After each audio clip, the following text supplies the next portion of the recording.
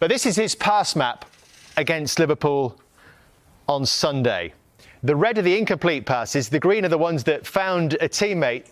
And of 46 passes, just one here. This little short line here was the only one that was short to a teammate.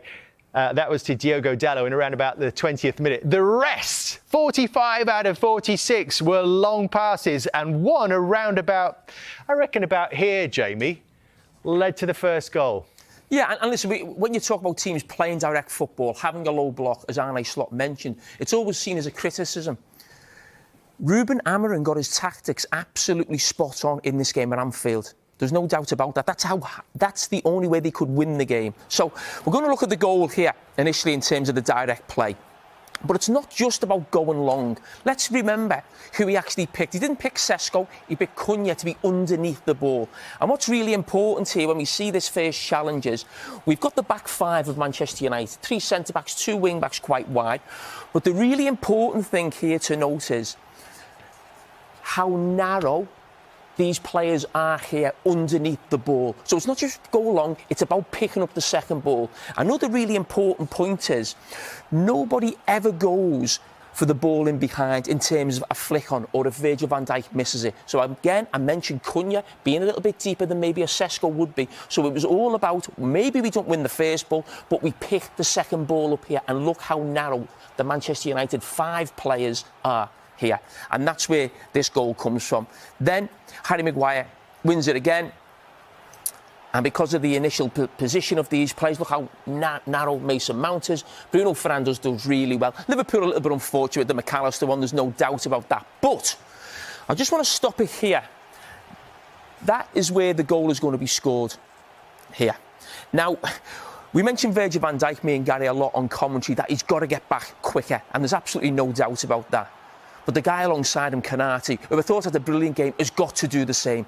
So when Diallo was on the ball, now Konate is the closest man to getting to where this ball is, first of all. So he's 27 yards away. Then we look at where Virgil van Dijk is. He's 30 yards away from that. And then you look at where Mbeumo is there. He's 31 yards away. Now, what I would say is, if that was me in Virgil van Dijk or Konate position, maybe he beats me to the ball. But these are 2 of the quickest centre-backs in the Premier League, and they've got to start on him as well, and they've just got to do more. They've got to sprint back and get there before he does. But it's a brilliant start for Manchester United, no doubt, as I said, so early into the game, and we see it from a different angle as well here, and probably just highlights a little bit more as well on Konate. And could he get across in that position? But you see Manchester United keeping the ball alive. Again, as we mentioned, numbers centrally. And the 2 centre-backs have just got to get back. But fair play to him. He's busting a gut to get in there. Bryan Mbeumo, right foot, and they find themselves 1-0. And he created other chances. And again, I just want to look at this sort of setup again. Harry Maguire, now look at Casemiro, go long, go long. Look at the manager down here. He's not even looking at the game. He's not watching. He knows this ball is going long. Again, no one running in behind to try and get on the second ball. In behind. Normally that happens. Again, look at those 5 players inside. Again, the 2 central midfield players and the 3 attacking players really narrow, really together to make sure they pick up the second ball. And this is, again, when you come into this system causing Liverpool problems. Carragher's up against the wing-back. And Mbeumo trying to drag Virgil van Dijk out, who had problems all afternoon getting dragged into those wide areas. And Manchester United, through Mason Mount, again being narrow, could be 2-0 up. So the tactic of going long was absolutely spot on.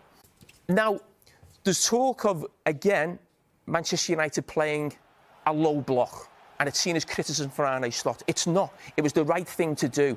And I'm going to show you a couple of occasions why it was the right thing to do for Manchester United, and the manager got it right tactically. Because on the couple of occasions when Manchester United actually tried to go after Liverpool and press, Cunha tries to press there, Gravenberch. Casemiro's pushing in behind him.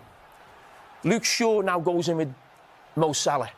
And before you know it, They're not in that low block, and that's where Manchester United have problems. Whether it's Bruno Fernandes or Casemiro in those positions, if they get caught out, there'll be space in behind them. The ball then goes into Mo Salah with space because Manchester United have tried to press high and get after Liverpool.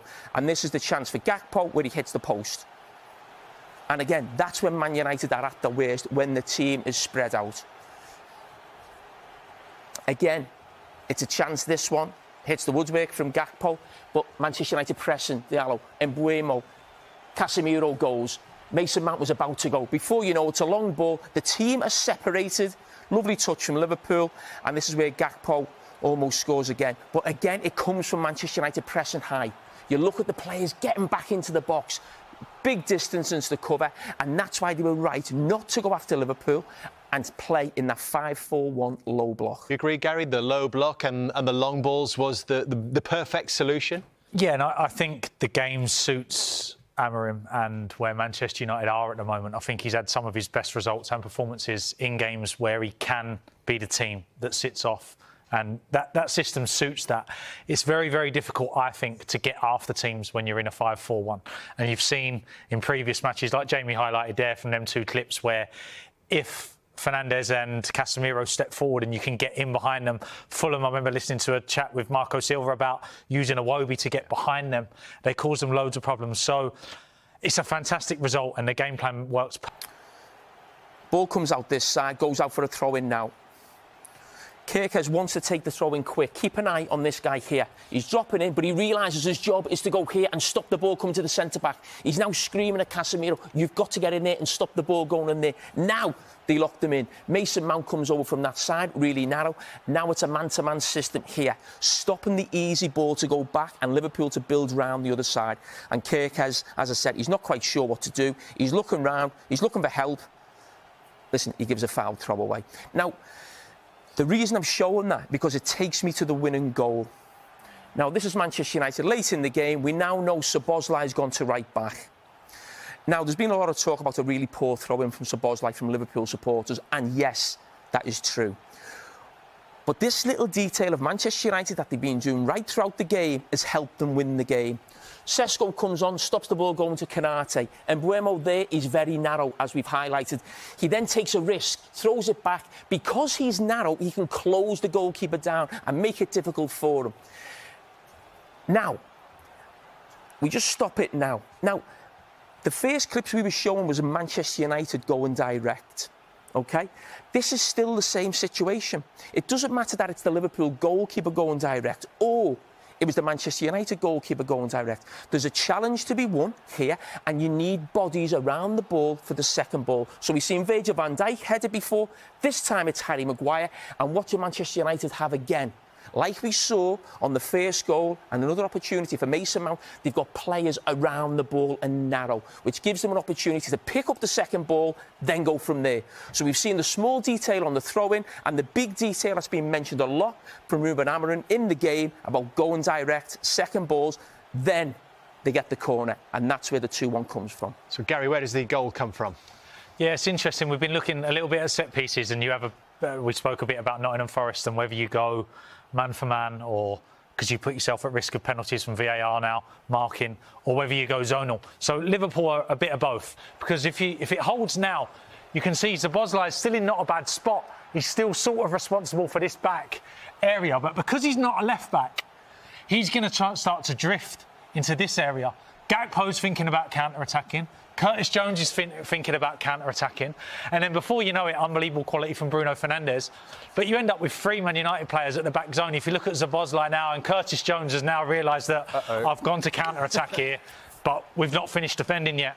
So there's that little grey area around